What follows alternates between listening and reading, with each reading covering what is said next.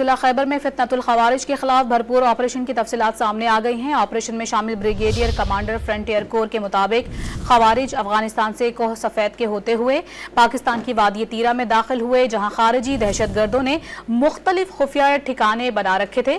पाक फौज के जवानों ने खारिजियों का डट कर मुकाबला किया। ब्रिगेड कमांडर SSG के मुताबिक ऑपरेशन के दौरान मरबूत हिकमत अमली के तहत इस बात को यकीनी बनाया गया कि मकामी आबादी और पाक फौज का नुकसान कम से कम जबकि दुश्मन को ज्यादा से ज्यादा नुकसान पहुंचाया जाए।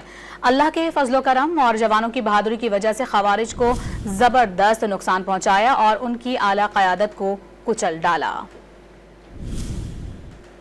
जिला खैबर में फितनतुल खवारिज के खिलाफ भरपूर ऑपरेशन की तफसीलात से मुतालिक अपने नाजरीन को आगाह कर रहे हैं, जो कि सामने आ गई हैं। ऑपरेशन में शामिल ब्रिगेडियर कमांडर के फ्रंटियर कोर के मुताबिक खवारिज अफगानिस्तान से कोह सफेद के होते हुए पाकिस्तान की वादी तीरा में दाखिल हुए, जहां खारिजी दहशतगर्दों ने मुख्तलिफ खुफिया ठिकाने बना रखे थे। पाक फौज के जवानों ने खारिजियों का डट कर मुकाबला किया और कामयाबी हासिल की।